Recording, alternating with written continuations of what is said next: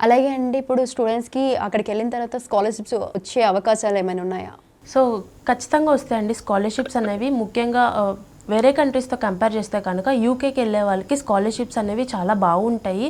ఎందుకంటే యూనివర్సిటీ వాళ్ళు మెయిన్‌గా స్కాలర్‌షిప్స్ మీద ఎక్కువ ఫోకస్ చేస్తూ ఉంటారు. ఇన్ కేస్ స్టూడెంట్ కనుక పర్సెంటేజ్ బ్యాక్‌లాగ్స్ అనేవి తక్కువ ఉండి పర్సెంటేజ్ కనుక మినిమమ్ అబోవ్ 80% ఉంటే మాత్రం మాక్సిమం స్కాలర్‌షిప్ అనేది రావటం జరుగుతుంది. అలాగే అండి ఇంకొక విషయం చాలామంది ఫేక్ వీసాస్ మీద వెళ్తూ ఉంటారు. మరి వాళ్ళ సిట్యుయేషన్ ఏంటంటారు? అంటే ఫేక్ సర్టిఫికేట్స్ కూడా పెడుతున్నారు. సో మరి వాళ్ళని ఎలా ఏంటి అంటారు? ఫేక్ సర్టిఫికేట్స్ కానీ లేకపోతే ఫేక్గా పెట్టి వెళ్ళడం అంటే మీకు ఎలా చెప్పాలంటే ఉన్న అన్ని కంట్రీస్తో ఇప్పుడు మన యూఎస్ కానీ కెనడా ఆస్ట్రేలియా వీటన్ని కంట్రీస్తో కంపేర్ చేసుకుంటే యూకే ప్రాసెస్ అనేది చాలా ఈజీగా ఉంటుందండి. సో మ్యాక్సిమం నా సజెషన్ ఏంటంటే స్టూడెంట్స్కి ఫేక్ పెట్టకుండా వెళ్తేనే బాగుంటుంది. సో ఫినాన్షియల్స్గా కూడా ఏదైనా ఉంటే చాలా ఈజీ ప్రాసెస్. అంటే మనకి ఐటీఆర్స్ అవసరం లేదు, ఎడ్యుకేషన్ లోన్ కూడా మనం ప్రొవైడ్ చేస్తాము. సేవింగ్స్ ఉంటే జస్ట్ మీ బ్యాంక్ అకౌంట్లో 28 days ఓల్డ్ ఫండ్స్ ఉంటే సరిపోతుందండి. అలాగే